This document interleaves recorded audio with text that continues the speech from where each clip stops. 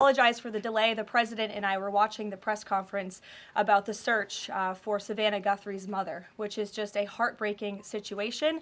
The president, as you all know, spoke directly with Savannah yesterday and told her that the federal government is here to help. Any requests that are made by state and local officials in the search of Miss Guthrie will absolutely be accommodated. I spoke with the FBI directly about that today as well. And our hearts and our prayers are with Savannah and her entire family as they search for her dear mother.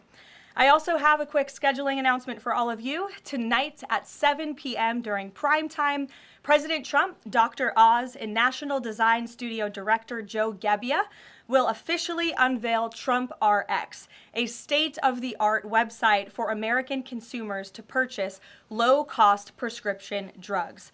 This historic announcement will save millions of Americans their hard-earned money, so make sure to tune in tonight, and we will see all of you in the news media there. President Trump promised to restore law and order to the United States of America, and newly released data proves he is delivering overwhelmingly on this promise. A study from the Council on Criminal Justice shows that the murder rate across America's largest cities plummeted in 2025 to its lowest level since at least 1900. Again, let me repeat, to put this in perspective, this marks the largest single-year drop in murders in recorded history. This dramatic decline is what happens when a president secures the border, fully mobilizes federal law enforcement to arrest violent criminals, and aggressively deports the worst of the worst illegal aliens from our country.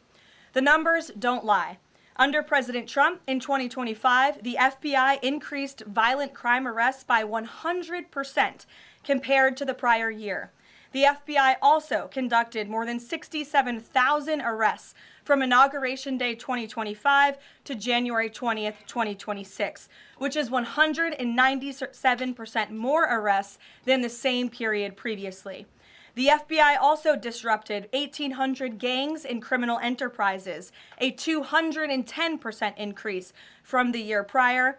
The FBI has arrested 1,700 child predators and more than 300 human traffickers across the country. Since President Trump took office, 6 of the FBI's top 10 most wanted fugitives have been captured. Right here in our nation's capital, where you all live, so you know it well, whether you choose to report it or not, the president's efforts to make D.C. safe and beautiful have worked. As of last week, D.C. homicides were down 62%, motor vehicle theft down 53%, and 2025 had the fewest violent gun crimes of any year of available data in our nation's capital. For more proof that these tough-on-crime efforts are working, look at the president's Make Memphis Safe Again campaign. As of last week, there have been nearly 5,600 arrests made, and aggravated assaults are down 53%. Sexual assaults are down 53%, and robberies are down 70%. Again, that's just in the city of Memphis. 5,600 arrests have taken place because of this president and his Homeland Security Task Force that has surged into Memphis at the request of both the governor and the mayor in that city. A Democrat mayor, I will add. These are the results that can happen when Democrats and Republicans, when the federal government and state and local officials work together. And that's what Trump wants to see to improve public safety across our country. When you have a leader like President Trump who empowers good cops to be cops and to arrest bad criminals, American communities will become safer. Many of the media outlets in this room have expressed shock and confusion at these remarkable statistics. The New York Times declared that, quote, "No one knows for sure what's behind the staggering drop in the murder rate. The reason is very clear. It is President Trump's leadership and his unwavering commitment to law and order. The drop in crime is more proof that all that is required to improve public safety on our streets is a leader with the will to do what is necessary to protect law-abiding American citizens. The terror and chaos that was unleashed under Democrat rule is a choice. It's a choice to put violent criminals ahead of innocent Americans, a choice to force us all to live in fear because of soft-on-crime liberal politicians, prosecutors, and judges who lack the basic willingness to do their jobs and put dangerous people behind bars. On November 5th, 2024, the American people made a resounding choice that they've had enough of that And that's precisely why they reelected President Trump. So even as Democrats and the liberal media are engaged in hysteria about this administration arresting and deporting violent, criminal, illegal aliens, the undeniable truth is that deporting these individuals is one of the primary reasons why America's streets are safer today than they were 1 year ago when President Trump assumed office. Former President Biden and the Democrats left our borders wide open, and President Trump and the brave men and women of ICE are removing these dangerous criminals. So here are just a few recent examples. Number one, a Venezuelan national and active Tren de Aragua gang member with a rap sheet including homicide, assault, child cruelty, domestic violence, and property damage. This is an individual I can assure you not a single one of you in this room would want in your neighborhood, whether you admit it or not. He entered the U.S. in 2022, and he was released into our country by the Biden administration. He is no longer here, thanks to President Trump. An El Salvadorian national and known MS-13 associate, previously convicted of homicide, conspiracy to commit homicide, and kidnapping, arrested for arson, battery, armed carjacking, and assault. He entered illegally in 2016, was released by the Obama administration, and ICE just arrested him on January 8th, 2026. This example shows you how many criminal illegal aliens have been roaming American streets freely because of a lack of attention to this matter from the previous administration, and President Trump is cleaning up their mess. A Cuban national and blood gangs member convicted of multiple homicides and robbery. ICE arrested him on October 27th and removed him on January 6th, 2026. Arresting and deporting these types of illegal criminals is precisely what the American people voted for. And despite desperate recent attempts by Democrats and those in the media to undermine the president's deportation agenda, these efforts are failing. Brand new Harvard-Harris polling shows overwhelming support for President Trump's efforts to protect law-abiding citizens from criminal illegal aliens. Nearly 8 in 10 Americans say criminal illegal aliens should be deported. A solid majority also support deporting all illegal aliens, regardless of additional crimes. And more than 2 in 3 Americans back the Trump administration's common sense requirement that state and local officials cooperate with federal authorities and work to hand over criminal illegal aliens in local jails for swift deportation. Finally, to prevent another invasion of millions of illegal aliens from happening again, President Trump and Secretary Noem delivered the most secure border in American history. 0 illegal aliens were released into our homeland over the past 9 months. This is a truly remarkable achievement. Again, 0 illegal aliens released into the country in 9 months. This is staggering, and it deserves more attention from all of you. Overall, Customs and Border Protection recorded the lowest total encounters in agency history. Daily encounters have fallen by 95%, averaging just 250 apprehensions at the southern border a day. This is compared to over 5,100 daily apprehensions during the Biden years. It's a night and day difference because we finally have a president who enforces the law and lets our law enforcement do their noble jobs of protecting our homeland. When President Trump campaigned on making America safe again, this is exactly what he meant, and the numbers and the results speak for themselves. With that, I will open it up to questions today. We're going to start with Daniel Baldwin from One America News, who is here religiously covering the White House beat every day. So it's good to see you in a chair instead of standing up today. Daniel, thanks for being here, and why don't you kick us off? Thank you, Karoline. It's an honor and a privilege to represent One America News in the new media seat. First question on that DHS funding bill. Funding runs out in the better part of 8 days or so. Democrats, at least verbally, are very dug in. What does the White House believe their end goal is when it comes to this funding fight, when it comes to immigration policy at large? What is their end goal when they're dug in a position like this at this point in time? Well, the president has 2 end goals. One is to obviously keep the government funded and open, and that includes the Department of Homeland Security, which does not just touch upon ICE and Border Patrol, but also FEMA, the United States Coast Guard, the United States Secret Service, These are brave public servants who work to protect our homeland. The president wants these individuals to get paid. Secondly, when it comes to any discussions about immigration policy, the president is never going to waver in his policy. The president is never going to waver in his commitment to allow immigration enforcement efforts in this country and to support ICE and Border Patrol and the deportation of illegal alien criminals. I know Senator Schumer and Leader Jeffries sent over a very long list of demands, some of which the administration is willing to discuss. Others don't seem like they are grounded in any common sense, and they are non-starters for this administration, but we're not going to negotiate policy from the podium. I'm going to allow the president to do that, and any final decisions that are made will be made ultimately by him. But rest assured, he is never going to allow law enforcement in the jobs that they do, the important jobs that they do, to be undermined. And secondly, Karoline, the Department of Homeland Security put out a tweet a better part of an hour ago alleging that an illegal alien was involved in a major car wreck in Indiana, killing 4 people, and they allege that the suspect in question came in under the CBP One app under the Biden administration and received a commercial driver's license from the state of Pennsylvania.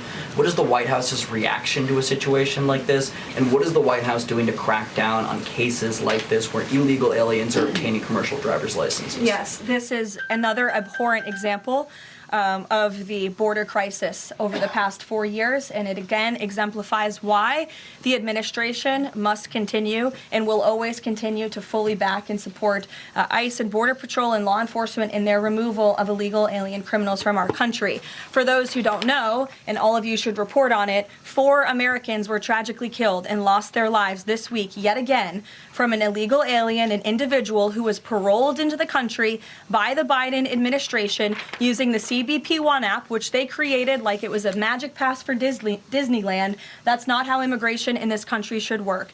And this illegal alien from Kyrgyzstan was traveling on an Indiana highway, and he failed to brake for a slowed semi-truck in front of him. He swerved into the lane, and he crashed into a van carrying 15 passengers, and 4 people were killed in that crash. This is another tragedy that could have been prevented if not for the wide open borders from the previous administration. That's why we now have a secure border. That's why this administration will continue to deport illegal aliens from our country. Thank you for being here. Garrett. John, thank you for your comments and your prayers for the Guthrie family. I have 2 questions related to the president's interview with NBC yesterday. Sure. At one point in the interview, the president said that he believes states are accumulating the votes for who wins the election. He says if they, meaning the states, can't do it honestly and can't be done properly and timely, then something else has to happen. What did he mean by that? Is he suggesting that the federal government count votes in elections? What the president is suggesting, and I just spoke to him about this, is that Republicans and Democrats in Congress should pass the Save America Act. This piece of legislation is going to ensure that states are abiding by federal election law by removing non-citizens from their voter rolls. In addition, the Save America Act will require voter ID to vote, and it will require proof of citizenship to register to vote. These are very common sense policies and proposals that 89% of our country agree with. So that's what the president is talking about. Again, I just spoke with him about this, and he's calling on both Republicans and Democrats to send the Save America Act, to pass it into law and to send it to his desk as quickly as possible. To be clear, the SAVE Act doesn't say anything about who counts votes, which has always been a state, a local, a county function. Why does he keep talking about somebody else, presumably the federal government, counting votes? Because the SAVE Act directs states to remove non-citizens from their voter rolls. And we know in states across the country, the president is right to point this out, in states like California or in places like New York City, non-citizens are allowed to vote in state and local elections. And the federal government should absolutely do away with that. I don't think a single person in this room, if you really are being honest with yourselves, should agree that non-citizens should vote in American elections, no matter where that election is up and down the ticket. And so this is a piece of federal legislation that will help states ensure the integrity and the sanctity of their elections, and that's what the president wants. Peter. Thanks, Karoline. President Trump posted about Nancy Guthrie that he is directing all federal law enforcement to be at the families and local law enforcement's complete disposal immediately. What should we expect to see from the federal government in coming days in the search to find Nancy Guthrie? It's a very good question, Peter, and it's why I was on the phone with the FBI earlier this morning to ask that. And what they told me is that the FBI, again, is at the disposal of the state and local government. Whatever personnel or assets or resources that the state and local authorities and police need will be granted to them at the direction of the president, the FBI director, and the attorney general. A different law enforcement issue. The FBI just found 1,000 samples inside an illegal biolab in Las Vegas. It is linked to a different biolab that was previously raided. There are ties to China. What does the president think the CCP might be up to here? I haven't spoken to him about this specific investigation from the FBI, but I'm happy to, and I'm sure he's very glad that this is something the FBI discovered, and we'll make sure anyone who is involved in illegal activity will be held accountable. And just one more about this weekend. At the Mar-a-Lago Super Bowl party, after the first two quarters, are the TVs going to be on the halftime show with Bad Bunny or the halftime show with Kid Rock? I think the president would much prefer a Kid Rock performance over Bad Bunny, I must say that. Jennifer. On the nuclear arms pact, we saw the president's post on that. Yes. But can you say, is there a temporary agreement with Russia to stand by the terms of the New START treaty while negotiations are happening? Not to my knowledge. Again, to your point, Jennifer, I just do want to reiterate exactly what the president said. He wrote just moments ago, the United States is the most powerful country in the world. I completely rebuilt its military in my first term, including new and many refurbished nuclear weapons. I also added Space Force and now continue to rebuild our military at levels never seen before. We are even adding battleships, which are 100 times more powerful than the ones that roamed the seas during World War II. The Iowa, Missouri, Alabama, and others. I have stopped nuclear wars from breaking out across the world between Pakistan and India, Iran and Israel, and Russia and Ukraine, rather than extend New START, a badly negotiated deal by the United States, which I will add was renegotiated under former President Barack Obama, aside from everything else, is being grossly violated. The president wants to have our nuclear experts work on a new, improved, and modernized treaty that can last long into the future, and that's what the United States will continue to discuss with the Russians. Peter. Thank you, Caroline. Sure. Did President Trump himself ever ask DNI Gabbard to head down to Fulton County, Georgia? The president was asked and answered that question just yesterday. I've seen a lot of the media in this room get very caught up with the semantics of why Tulsi Gabbard is there. I will tell you why, and the president agrees with this, because election security is essential to national security. And as the director of national intelligence, it is a part of Ms. Gabbard's role to make sure that American elections are free of foreign interference and that American elections are safe and secure. And so the ODNI director is working with the FBI on this effort, and the president wholeheartedly supports both Kash Patel and Tulsi Gabbard in ensuring that American elections are safe, are secure, and are free of foreign intervention. Is there any indication that there's foreign influence? Federal law enforcement's involvement in the search. Excuse me one second. It's the media who has said that there's Russian interference in American elections. You guys have been saying that for many, many years. So the people in Fulton County. Well, the people in this room, considering that you all said for many years that Russia interfered in the 2016 election to help Donald Trump, you should all be very happy that we finally have an administration that is looking into that, and we'll be happy to keep you posted. Michael. Caroline, with the FBI's involvement in the search for Nancy Guthrie now, has this search expanded nationwide outside of Arizona? And given Pima County's proximity to Mexico, is this now an international search? Well, Michael, that would be a question for state and local authorities as they continue to oversee the investigation at this time. Again, the federal government and the FBI have offered any and all resources, but the state and local authorities are still leading the investigation, so I would direct you to them. I'm certainly not in a position to talk about it. One other question, Caroline. Sure. Friday's talks with Iran, they were originally supposed to take place in Turkey. They've now been moved to Oman. Can you tell us the reason for that move? Look, the president, diplomacy is always his first option when it comes to dealing with countries all around the world, whether it's our allies or our adversaries. And so Special Envoy Witkoff and Jared Kushner will be traveling to Oman for those talks tomorrow, and we will see what comes of those. The president is standing by for an update from them. Sure, in the pink. Thank you, Caroline.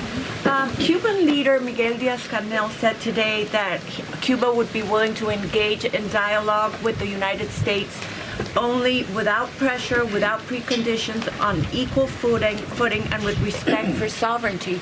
But his government is denying what President Trump said, that they're all already holding talks. How would you respond to that? I think the fact that the Cuban government is on its last leg and its country is about to collapse, they should be wise in their statements directed towards the President of the United States. But as I just reiterated, the President is always willing to engage in diplomacy, and I believe that's something that is taking place, in fact, with the Cuban government. Yeah, thank you, Caroline. So the Office of Personnel Management released a final rule today that makes it easier to fire government employees who are not doing their job, basically. Does the President believe that there are people in his government still that are not following his agenda? That's a good question. I have not asked him about that. I mean, look, it's a very big government, right? There are thousands of people who work for the federal government here in Washington, D.C.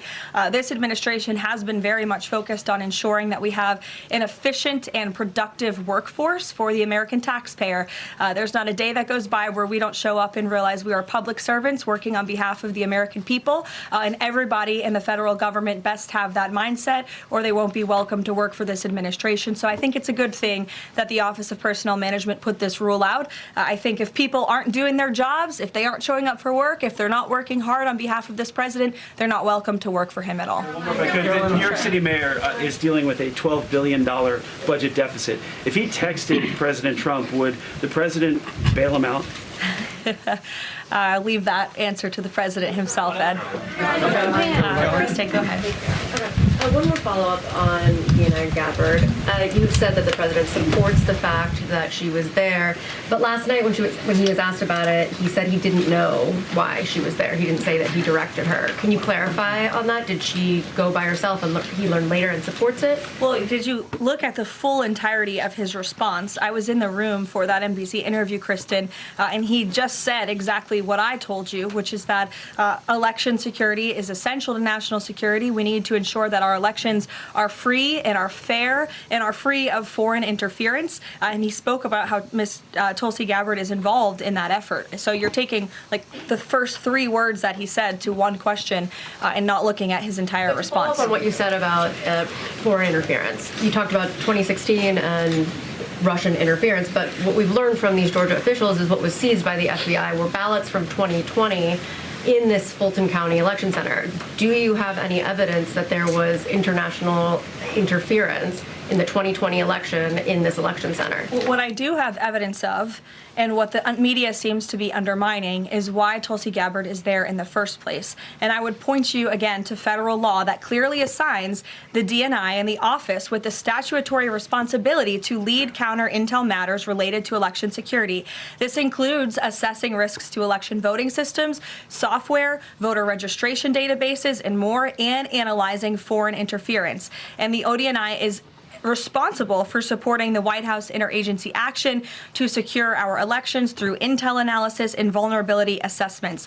And they should be routinely collaborating with agencies like the DHS, the DOJ, and the FBI. So as for that question, it would be better suited to ask the Director of National Intelligence herself in her office. But what I'm telling you is that it is more than appropriate. In fact, it is Tulsi Gabbard's job to ensure that our elections are safe and secure. And that's exactly what she's been doing on the ground in Georgia. And I don't understand why anyone in this room, considering you're all American citizens, I believe, and like to vote in our nation's elections, should have any problem with that whatsoever. Natalie. Thank you, Caroline.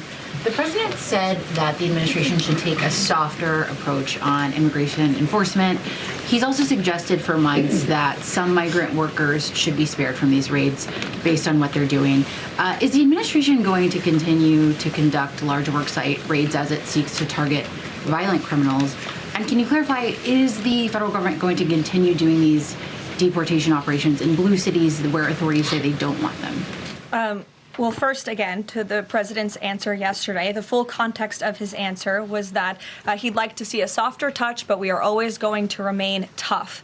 That softer touch the president is referring to is that cooperation that is necessary between state and local authorities and federal government authorities to ensure that we can continue deporting illegal aliens from our communities without tons of agents having to go after one illegal alien. If the states and the local governments governments just turn over their illegal aliens to ICE at jails, as they should be doing. It requires one agent to deport that one illegal alien who can then go on their way to their home country in a peaceful manner. The escalation that we've seen take place in Minnesota is a direct result of the refusal of state and local officials to cooperate with the federal government and with ICE, which has led to these hostile and dangerous environments.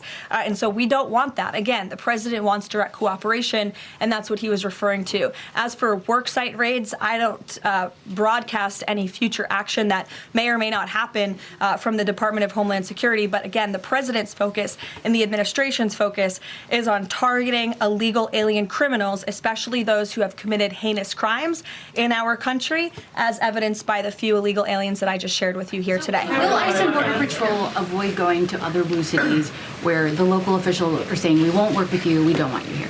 Well, first of all, those local officials should be wanting to work with ICE. Why would any official, whether you're a Democrat or a Republican, want murderers and predators in your city? It makes zero sense. It's an untenable position.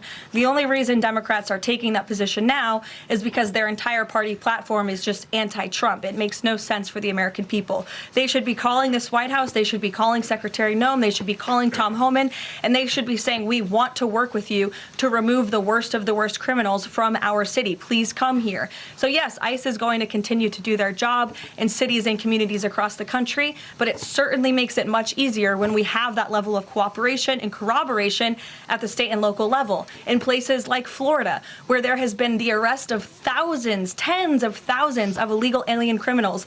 None of you talk about that, or none of you hear about that, because these operations are going seamlessly and peacefully. Why? Because there is an intimate cooperation between the state government and the federal government, and that's what the president wants to see in all 50 states. In the whites, yes. Hi, thank you, Karoline. Over the weekend, President Trump said that he was giving a serious look at endorsing in the Texas Republican Senate primary. We know that Minnesota and Georgia also have competitive, crowded primaries. Is he giving those races a serious look as well? Well, I'm not allowed to speak from the podium on any future political endorsements the president may or may not make, but I know that he is watching all of these races across the country quite carefully. I won't get ahead of him on any potential endorsements. John. Thanks a lot, Karoline. Two questions for you about the continuing resolution that the president signed for the Department of Homeland Security. What would be the repercussions for all of the agencies under DHS if no agreement is reached on funding when that deadline approaches next Friday? Well, there will be grave repercussions for all of those agencies, but more importantly, frankly, for the American people who those agencies serve. And that's exactly what the president and the White House want to avoid.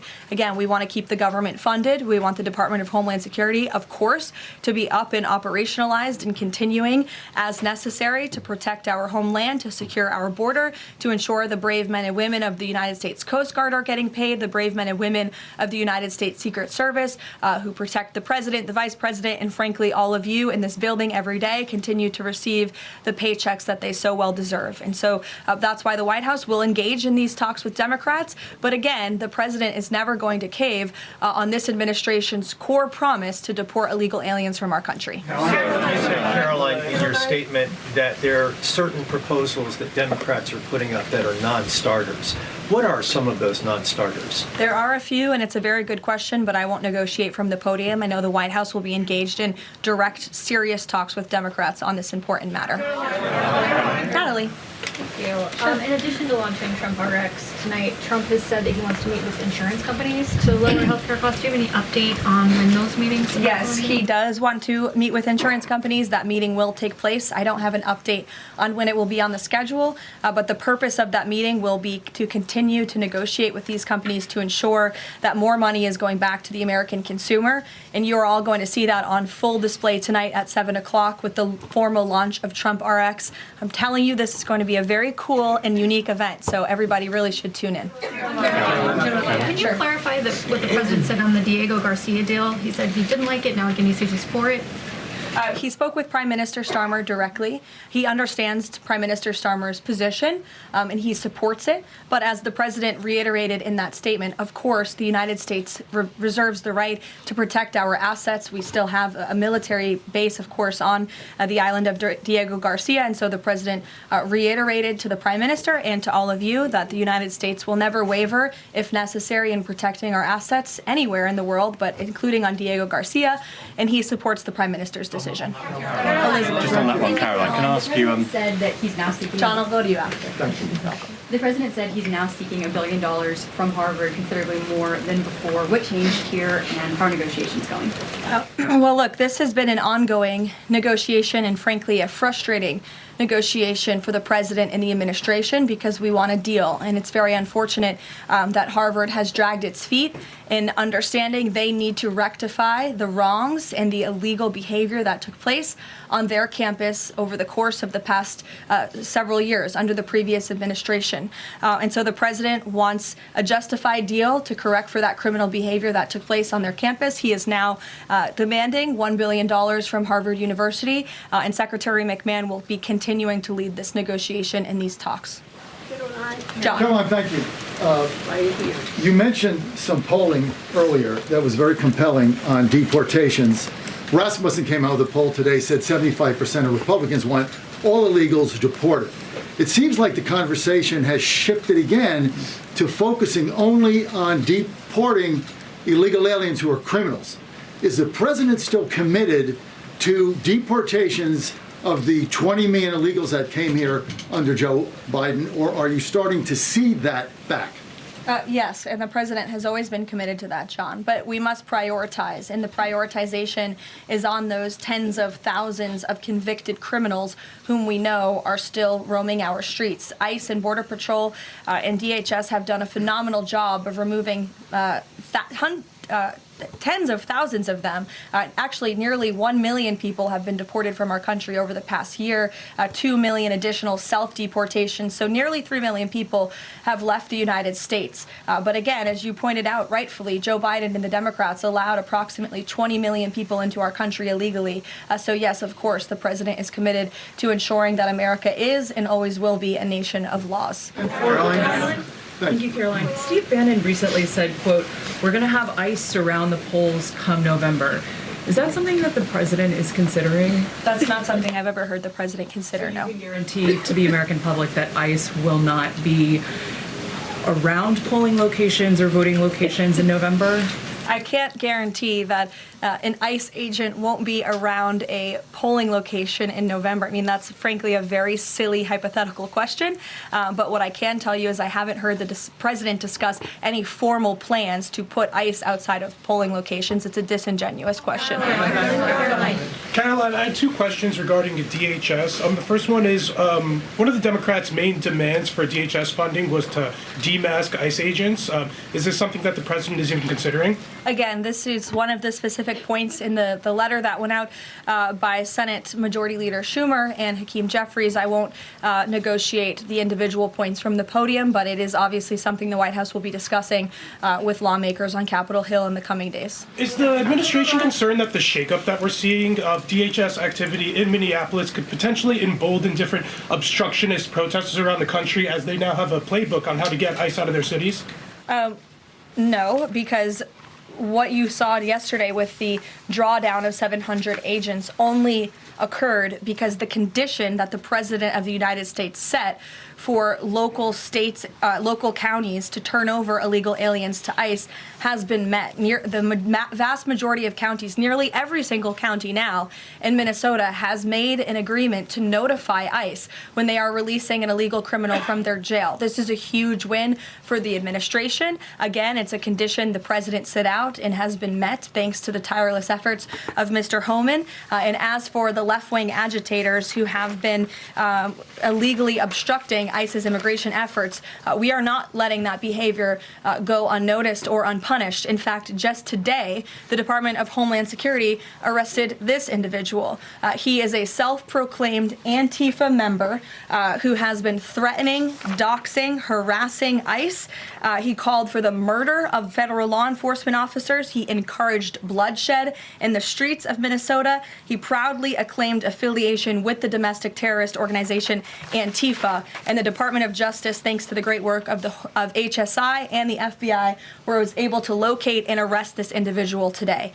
So we are committed to enforcing our immigration laws. We want that level of cooperation from state and local officials. And if people are illegally obstructing our federal law enforcement operations, if they are targeting, doxing, harassing, and vilifying ICE agents, they are going to be held accountable, like this individual here, who again is a self-proclaimed member of Antifa. He is a domestic terrorist, and he will be held accountable in the United States. Karoline, just to follow up on Garrett's earlier question, I mean, you've talked a lot about the SAVE Act. I know you spoke with the president about it before you came out here. The president has gone beyond that, though. He's talking about Republicans taking over elections, states are agents of the federal government. So just to be clear, is the president only calling on Congress to pass the SAVE Act, or does he want Republicans to go further than that before the midterm elections? The president is calling on Republicans, again, and Democrats to pass the SAVE Act. I will reiterate, requirement for voter ID to vote. That should be something that no American should oppose. In fact, we know that the vast majority of Americans support it. Requiring proof of citizenship to register to vote, which is not hard to do. We should be able to do that in this country. If you want to register to vote in the United States of America, you have to be a citizen in the United States of America. And this piece of federal legislation will direct states to remove non-citizens from the voter rolls. I just had a conversation with the president about it. Thank you, Karoline. I have two questions. Tariffs on South Korea. As you know, President Trump recently mentioned increasing tariffs on South Korea. When will the 25% tariffs increasing on South Korea begin? Secondly, what impact will this have on national security? Sure. I don't have a timeline for you on that, but I will make sure that our trade team here at the White House gets you an answer swiftly and promptly. John. Thank you so much, Karoline. Yesterday, President Trump, in the NBC interview, said that it bothers me that somebody is going after Bill Clinton. That somebody is the House Oversight Chairman, James Comer, a Republican. Why is the president bothered that they're investigating Bill Clinton and his Epstein ties? Look, I think that the president has respect for the former president of the United States, Bill Clinton. He said yesterday himself they've shared a good relationship, and that's what he was reiterating in that NBC interview. Go ahead, Caroline. Can you tell us a little bit about the agenda for tomorrow's talks with the Iranians? What will be the focus of the discussions? Diplomacy moving forward. The president has obviously been quite clear in his demands of the Iranian regime. Zero nuclear capability is something he's been very explicit about, and he wants to see if a deal can be struck. And while these negotiations are taking place, I would remind the Iranian regime that the president has many options at his disposal, aside from diplomacy, as the commander-in-chief of the most powerful military in the history of the world. Washington Examiner. Go ahead. Lynchburg County, Virginia is their local law enforcement is defying the blue government's demand that they no longer cooperate with ICE. There's a lot of red counties that are thumbing their nose at the blue government, blue states leadership, telling them not to cooperate with ICE. Will this administration support those counties in any way? Support them either through legal help or?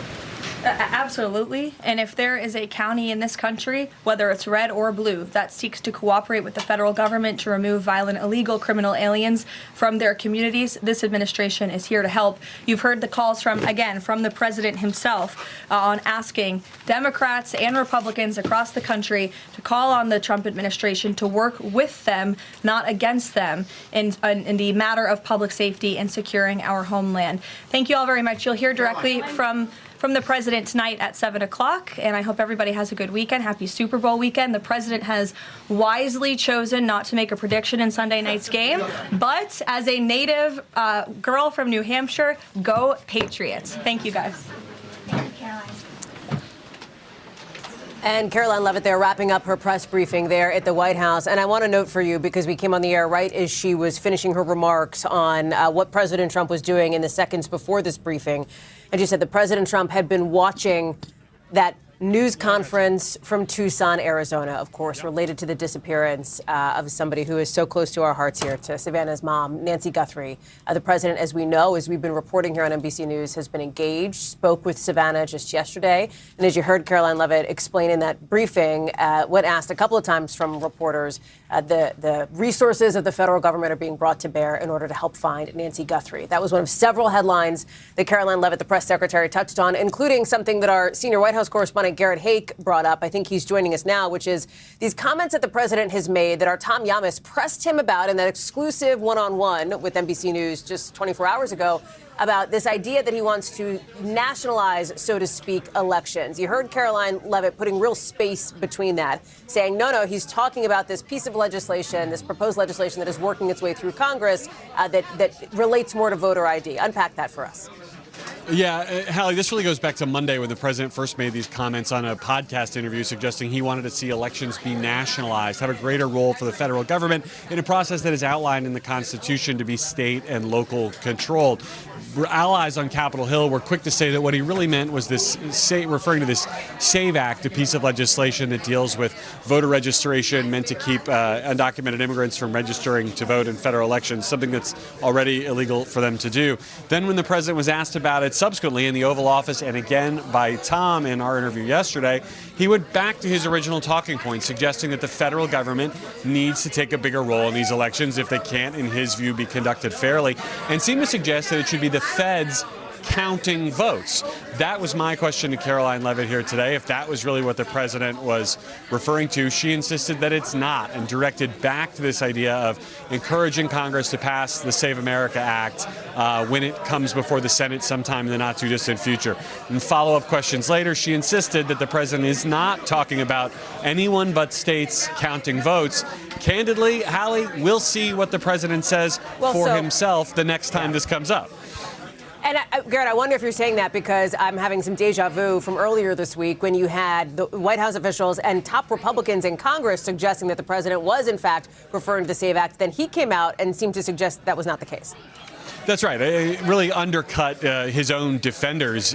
First in an Oval Office spray on another topic where he was asked about this. Then again in the interview with Tom where he did reference the idea of undocumented immigrants voting, but also this idea of federal control or at least federal counting, both of which would be huge departures from how we conduct elections in this country. And Hallie, this has set off a lot of concern on Capitol Hill, especially when coupled with that Fulton County raid from last week. One of the other questions that the press secretary took here today was about the idea of ICE agents going to polling places in the fall, something she said is not something that's being discussed right now. And in the 45 seconds we have left, Garrett, she also defended the presence of the Director of National Intelligence, Tulsi Gabbard, at that Fulton County elections site, suggesting that not only was it appropriate, but that it would have been inappropriate if she didn't go because it's part of her job.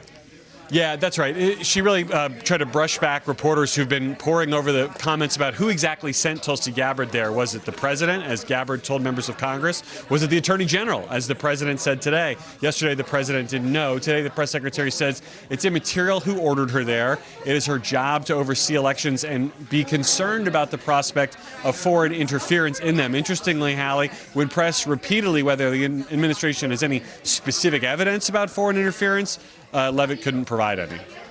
Garrett Hake, our senior White House correspondent there in the briefing room. Garrett, thank you very much. We're glad to have you with us. And thank you, as always, for joining us. I'll see you right back here at 5 o'clock Eastern. But for now, we'll return you to NBC News.